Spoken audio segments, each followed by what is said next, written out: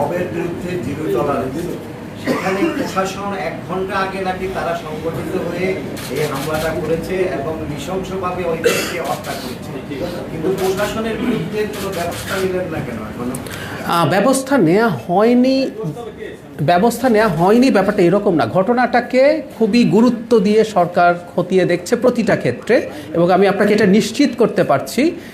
মানে আমরা এই কথাটা একটু বলে দিই, কথাটা আমি নিজেই তুললাম, একটু বোকামি হয়ে গেল মনে হয়, আমি জানি না, বুদ্ধিমান মানুষ এটা না তুলে লুকিয়ে থাকলে ভালো হতো, কিন্তু আমি তুলতে চাই, আমি ফেস করতে চাই। আমি একটা কথা প্রায় বলি যে এই সরকার এইরকম না যে সেই নিখুঁত সব কিছু করে, স্বৈরাচারী সরকারের সব নিখুঁত থাকে।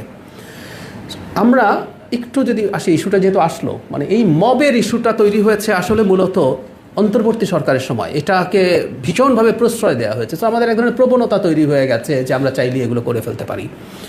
আমি জনগণের উদ্দেশ্যে একটা কথা একটু বলি, সবচেয়ে ভয়ঙ্কর অভিযোগ কারোর বিরুদ্ধে থাকে, সবচেয়ে, আই রিপিট, যে পীরের বিরুদ্ধে কেউ তাকে উনি পীর কি পীর না প্রশ্ন করছেন, করুন, আপনারা সেটা করতেই পারেন।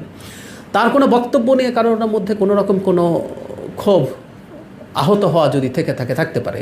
ওনার চাইতে আরও বেশি ভয়ঙ্কর বক্তব্য যদি কেউ দিয়ে থাকেন, রাষ্ট্র আইন প্রয়োগ করার ক্ষমতা রাষ্ট্রেরই আছে, এমনকি রাষ্ট্র যদি, সরকার যদি কখনো কোনোভাবে সেটা করতে মনে হচ্ছে ব্যর্থ, তারপরও আমরা আসলে এটা করতে পারি, এবার পারসেপশনটা নিতে হবে।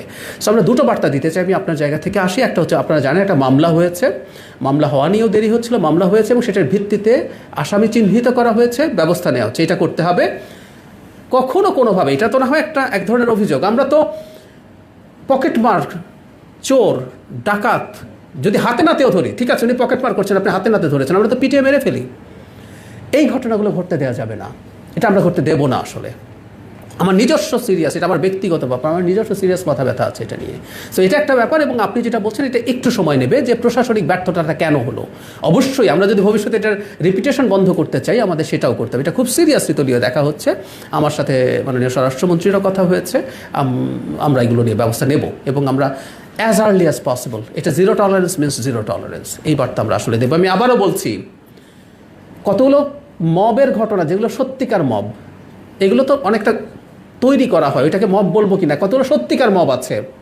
আমরা একটা চোর ধরতে পারলে পিটিয়ে মেরে ফেলতে চাই, আমরা একটা ডাকাত ধরতে পারলে পিটিয়ে মেরে ফেলতে চাই।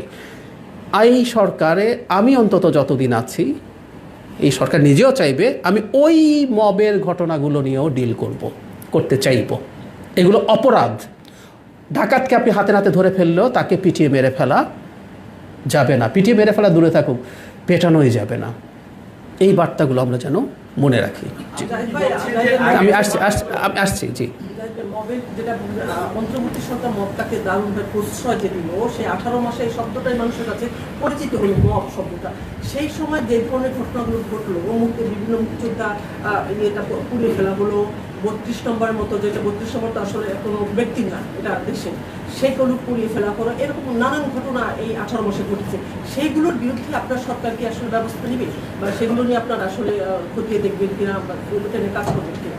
সেটা যদি করা হয় তাহলে কি এখন বন্ধ হওয়াটা সুবিধা হবে কিনা, নাকি একই রকম তো আসলে যে বন্ধ হয়েছে জাহিদ তা তো না?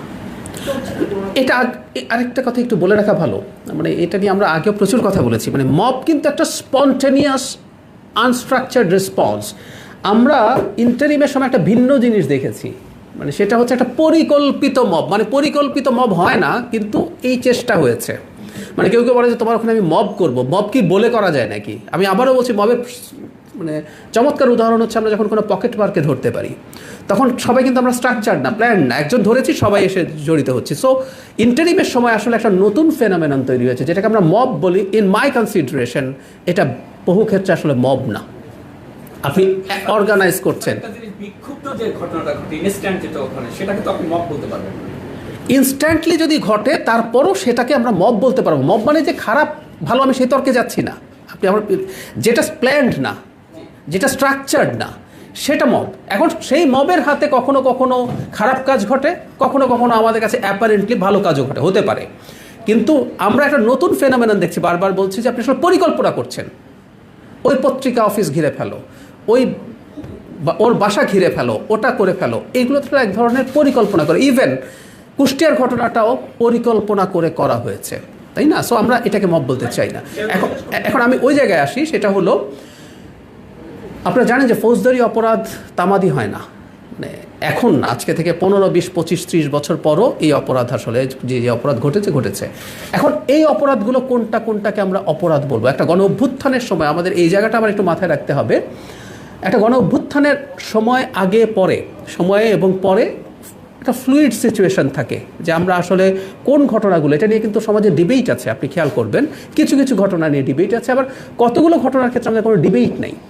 সো আমি একমত আপনার সাথে যে আমরা যদি মবের বিরুদ্ধে কাজ করতে চাই, ইন্টারিমের সময়ে পরিকল্পনা করে বা মবের নামে যা ঘটানো হয়েছে এগুলো আমাদেরকেও খতিয়ে দেখতে হবে।